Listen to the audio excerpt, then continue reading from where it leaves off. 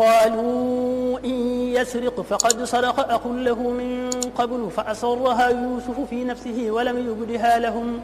قال أنتم شر مكانا والله أعلم بما تصفون قالوا هل عزيز إن له أبا شيخا كبيرا فخذ أحدنا مكانه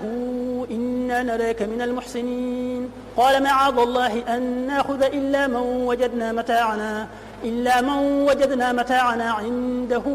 إنا إذا لظالمون فلما استيئسوا منه خلصوا نجيا قال كبيرهم ألم تعلموا أن أباكم قد أخذ عليكم موثقا من الله ومن قبل ما فرطتم في يوسف فلن نبرح الأرض حتى يأذن لي أبي أو يحكم الله لي وهو خير الحاكمين ارجعوا إلى أبيكم فقولوا يا أبانا إن ابنك سرق وما شهدنا إلا بما علمنا وما كنا للغيب حافظين واسأل القرية التي كنا فيها والعير التي أقبلنا فيها وإنا لصادقون قال بل سولت لكم أنفسكم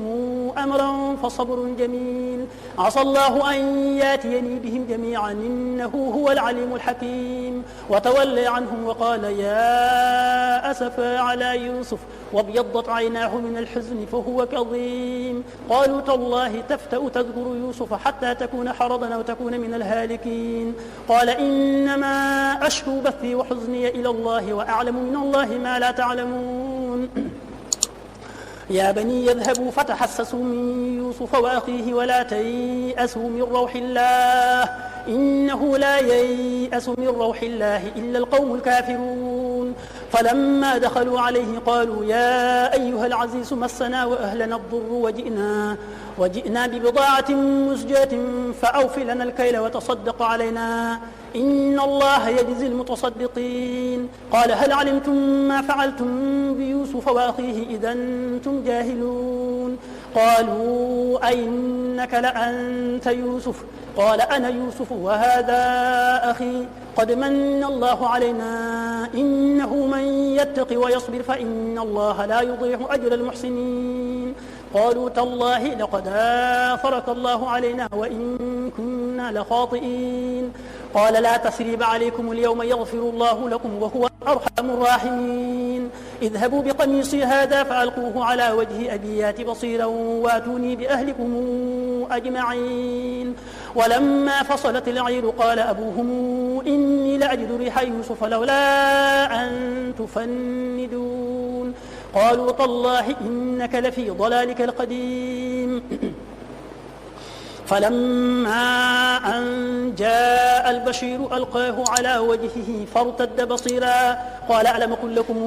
إني أعلم من الله ما لا تعلمون قالوا يا أبانا استغفر لنا ذنوبنا إنا كنا خاطئين قال سوف أستغفر لكم ربي إنه هو الغفور الرحيم فلما دخلوا على يوسف آوى إليه أبويه وقال ادخلوا مصر إن شاء الله آمنين ورفع أبويه على العرش وخروا له سجدا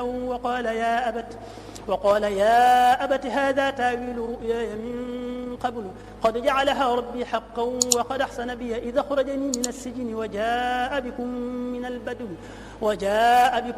البدو من بعد أن نزغ الشيطان بيني وبين إخوتي إن ربي لطيف لما يشاء إنه هو العليم الحكيم